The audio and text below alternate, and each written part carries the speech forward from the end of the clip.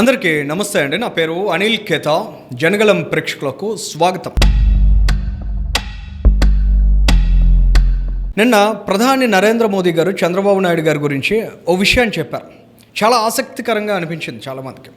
ముఖ్యమంత్రిగా, గుజరాత్ ముఖ్యమంత్రిగా నరేంద్ర మోదీ గారు ఉన్న రోజుల్లో చంద్రబాబు నాయుడు గారు ఐటీ రంగంలో చేసిన విప్లవాత్మక మార్పుల్ని చాలా శ్రద్ధగా గమనించేవాడినని, ఒక అధికారిక బృందం ప్రత్యేకంగా ఆ మార్పుల్ని పర్యవేక్షించేదని, అటువంటి వాటిని అర్థం చేసుకుని ఇవాళ నేను వాటిని ఇంప్లిమెంట్ చేస్తున్నాననే కోణంలో ప్రధాని నరేంద్ర మోదీ గారు చెప్పిన మాటలు నిజంగా చాలా ఇన్స్పైరింగ్. ఇవాళ చంద్రబాబు నాయుడు గారు లాంటి ఒక టెక్నాలజీపై అవగాహన ఉన్న నాయకుడు ఈ రాష్ట్రానికి ముఖ్యమంత్రిగా ఉండడం అనేది ఖచ్చితంగా ఈ రాష్ట్రానికి ఒక అద్భుతమైన వరంగా చూడాలి. ఎందుకంటే ఇవాళ చంద్రబాబు నాయుడు గారు ఒక విప్లవాత్మకమైన అడుగు వేస్తున్నారు. అది చారిత్రాత్మక అడుగుగా నిలిచిపోబోతోంది. ఆంధ్రప్రదేశ్ రాష్ట్ర భవిష్యత్తుతో పాటు ఈ దేశ ముఖచిత్రాన్ని కూడా మార్చేయబోతోంది. ఆ అడుగు ఖచ్చితంగా ఆంధ్రప్రదేశ్ రాష్ట్రానికి ప్రపంచ స్థాయిలో కీర్తిని తీసుకురాబోతోంది. చంద్రబాబు నాయుడు గారు చేసిన ఒక్క ఆలోచన ఆంధ్రప్రదేశ్ దిశ మార్చడానికి సిద్ధంగా ఉంది. ఏం చేస్తున్నారు చంద్రబాబు నాయుడు గారు? నిన్న ఒక ఒప్పందం చేసుకున్నారు. IBM, TCS, L&T సంస్థలతో కుదుర్చుకున్నటువంటి ఒప్పందం.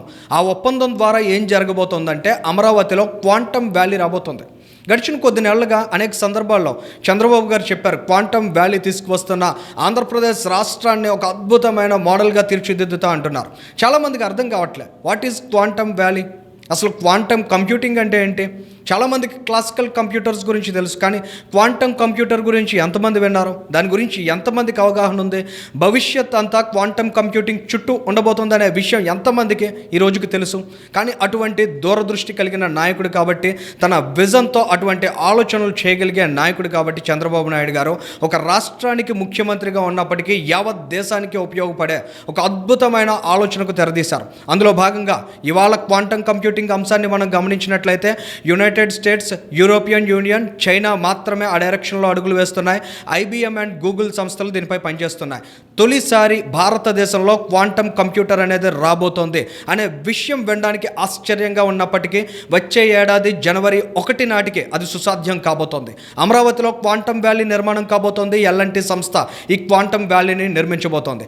15 నెలల్లో ఆ రోజు సైబరాబాద్ నిర్మాణం దిశగా అడుగులు వేసిన చంద్రబాబు నాయుడు గారు ఇవాళ క్వాంటమ్ వ్యాలీ విషయంలో కూడా అదే వేగంతో పనిచేయాలని L&Tకి ఆదేశించారు. దీనికి సంబంధించి TCS సహకారాన్ని అందిస్తోంది. IBM భారతదేశంలో తొలి క్వాంటమ్ కంప్యూటర్ని ఏర్పాటు చేస్తోంది. ఈ ఎంటైర్ అంశాలని మనం ఒక్కసారి చూసినట్లయితే అసలు వాట్ ఈజ్ క్వాంటమ్ కంప్యూటింగ్ అని ఇందాక మాట్లాడుకున్నాం కదా. భవిష్యత్ మొత్తాన్ని కూడా అద్భుతంగా మార్చేసే టెక్నాలజీ ఇది. క్లాసికల్ కంప్యూటర్స్ తీసుకువచ్చినటువంటి విప్లవాత్మక మార్పులు ఏవైతే ఉన్నాయో వాటిని మరింత వేగవంతం చేసి మన ఊహకందని స్థాయిలో వేగాన్ని పెంపొందించే దిశగా క్వాంటమ్ కంప్యూటింగ్ అనేది అడుగులు వేయబోతుంది. అసలు ఈ క్వాంటమ్ కంప్యూటింగ్ ఎలాంటి విప్లవాత్మక మార్పులు తీసుకురాబోతుంది, ఏ రంగాలు దీని ద్వారా ప్రభావితం అవ్వబోతున్నాయి అనే విషయాన్ని కూడా కొంచెం క్లుప్తంగా మనం అర్థం చేసుకునే ప్రయత్నం చేద్దాం. క్రిప్టోగ్రఫీ అండ్ సైబర్ సెక్యూరిటీలో దీని అవసరం చాలా ఎక్కువగా ఉండబోతుంది భవిష్యత్తులో. Drug discovery and health care, ఇక్కడ మనం అబ్జర్వ్ చేసినట్లయితే యాక్యురేట్ డ్రగ్ డిజైన్తో పాటు పర్సనలైజ్డ్ మెడిసిన్ అనేది ఈ క్వాంటమ్ కంప్యూటింగ్ ద్వారా సాధ్యం అవబోతోంది. ఆప్టిమైజేషన్ అండ్ లాజిస్టిక్స్ రంగంలో కూడా దీని సేవలు అద్భుతంగా వినియోగించుకోవాల్సినటువంటి అవసరాలు భవిష్యత్తులో క్రియేట్ కాబోతున్నాయి. ముఖ్యంగా ట్రాఫిక్ మేనేజ్మెంట్, ఫైనాన్షియల్ మోడలింగ్కి సంబంధించి కూడా ఇది ఎంతగానో దోహదం చేయబోతోంది. ఇక్కడ ఒక అంశాన్ని మనం గమనించినట్లయితే వోక్స్ వ్యాగన్ సంస్థ క్వాంటమ్ కంప్యూటింగ్ని యూటిలైజ్ చేసుకుని బీజింగ్ నగరంలో ట్రాఫిక్ మేనేజ్మెంట్ మీద ప్రయోగాత్మకంగా అమలు చేసింది. దాని ద్వారా ట్రావెల్ టైం అనేది చాలా వరకు తగ్గించగలిగారు. ఇది ఒక గొప్ప విజయంగా మనం చూడొచ్చు. ఇక ఆర్టిఫిషియల్ ఇంటెలిజెన్స్ అండ్ మెషిన్ లెర్నింగ్లో కూడా క్వాంటమ్ కంప్యూటింగ్ అవసరం అనేది ఎంతగానో ఉంటుంది. ఇది ఒక బ్రేక్ త్రూగా చెప్పొచ్చు. ఎందుకంటే చాలా సమస్యలు ఇవాళ మనం ఆర్టిఫిషియల్ ఇంటెలిజెన్స్ని చాలా అద్భుతంగా చూస్తున్నాం, కానీ ఆర్టిఫిషియల్ ఇంటెలిజెన్స్లో కూడా పరిష్కారం కానీ అనేక సమస్యలు ఉన్నాయి. అటువంటి సమస్యలకు కూడా పరిష్కారం చూపించగలిగే టెక్నాలజీ ఈ క్వాంటమ్ కంప్యూటింగ్ ద్వారా సాధ్యమవబోతోంది. ప్రధానంగా మనం అబ్జర్వ్ చేసినట్లయితే understanding human cognition and developing general AI అనేది ఇందులో అత్యంత కీలకమైన అంశంగా మనం భవిష్యత్తులో చూడగలుగుతున్నాం. ఇక క్లైమేట్ చేంజ్ అండ్ సస్టైనబిలిటీకి సంబంధించి కూడా విప్లవాత్మక మార్పులు ఈ క్వాంటమ్ కంప్యూటింగ్ ద్వారా సాధ్యమవబోతున్నాయి. ఫైనాన్షియల్ సర్వీసెస్, ఇక్కడ మనం ప్రధానంగా అబ్జర్వ్ చేసినట్లయితే ఫైనాన్షియల్ మోడలింగ్తో పాటు risk management and fraud detections, ఇటీవలి కాలంలో మనం డిజిటల్ ట్రాన్సాక్షన్స్లో చూస్తున్నాం. తరచుగా మోసపోతూ ఉంటారు. కోట్ల రూపాయలు, లక్షల రూపాయలు కోల్పోయిన వాళ్ళని కూడా మనం చూస్తున్నాం.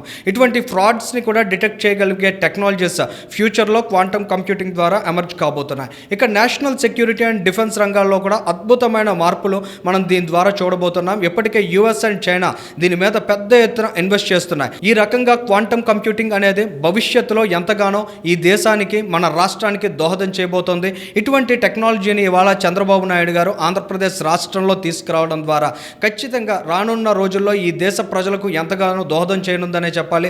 ప్రధానంగా మనం ఒక అంశాన్ని అబ్జర్వ్ చేసినట్లయితే 2040 అంటే రానున్న 15 సంవత్సరాల్లో hundreds of billion economy volume అనేది ఈ క్వాంటమ్ కంప్యూటింగ్లో జనరేట్ కాబోతుంది. అంటే ఏ స్థాయి అవకాశాలు, ముఖ్యంగా ఇటు ఉపాధి అవకాశాలతో పాటు అటు ఆర్థిక వృద్ధికి సంబంధించి కూడా అవకాశాలని క్వాంటమ్ కంప్యూటింగ్ జనరేట్ చేయబోతోందనే విషయాన్ని ఇక్కడ ప్రధానంగా అర్థం చేసుకోవచ్చు. గతంలో చంద్రబాబు నాయుడు గారిని సైబర్ బాబు అనేవారు.